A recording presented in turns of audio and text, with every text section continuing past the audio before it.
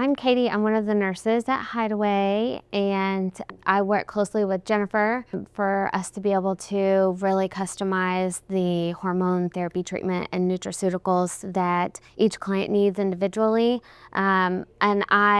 My husband and I are both on our own HRT journey, and we've both had our second round of pellets done, on our second round of nutraceuticals. I did have my labs up here. It's not going to be a good comparison because we can't pull up my next labs that we drew, but we will go through. We like to try, if you're interested in seeing how high your hormones get, how high your testosterone can get, we can draw those labs, but we typically wait and do at least a trough lab so we can see how low you get before it's time for you to get repelleted. So that would be a good one to pull up for you today. But I will say, I don't know whose idea it was to set 55 as the maximum for females, because I want to say mine was 150 in a trough. Was that right? Does that sound right? Or maybe that was peak. I can't remember. Either way, I'm not the numbers girl. Okay, that was probably my peak. Okay, I'm not the numbers girl. I'm the workhorse. I like to do all the pelleting and chat with my clients about all the nutraceuticals that we can include. Biote makes it really easy because we have NutriPacks for men and NutriPacks for women, and this has everything in it for you to be able to metabolize your pellets appropriately. And that is something that has been a huge factor for my husband and I both. Just regulating our vitamin levels along with our hormone levels has really helped. Again, I was very anemic, like I've discussed before, with my first round of pellets, which was this lab work was taken in May. So I believe my trough labs were in August. I think that sounds about right. And I no longer have to take iron because I use the Iron Plus that Biote has, and that's got the vitamin C that helps your body absorb that iron appropriately, and which is often, the situation for menstruating women. Almost all of us are going to be iron deficient, but along with vitamin D, every single human on this planet is probably vitamin D deficient, and that's all included.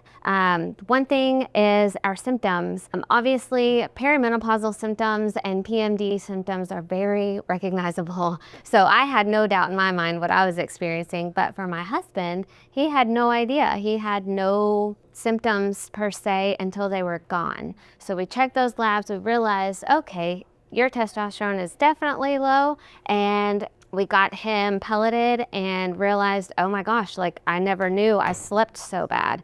I never knew I had cold sensitivity. Now he doesn't have to wear a hoodie to sleep at night, and everything is a lot more balanced. He rides dirt bikes and he recovers faster after each race. And it's been obviously very beneficial for me too. I notice things more internally than he probably does, just because he didn't realize that those were symptoms that he was experiencing. So it's been a great journey so far. We have full intentions of doing this for the rest of our lives, and it's kind of cool to be on this side because we can customize so easily, but that's also something that we can do for our clients too. And again, with the nutraceuticals, there's so many different options that we can kind of plug in.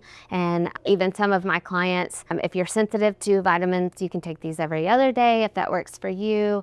But we also follow your labs. So if there's any concern, like, hey, that's not enough for you, you're not, processing your testosterone good enough, it's flipping over into estrogen, then we need to get back on these Nutras daily. But yeah, that's, I guess, my symptoms. I could go on and on about my husband's symptoms, but so my symptoms, right? I know. About my husband, I'll tell all of his business, but no, just typical very heavy flows during menstruation, and then also a lot of cramping, the fatigue, and then the mood swings were the biggest shift for me. It's almost to that point to where you can tell why people talk crap about women who are going through perimenopause.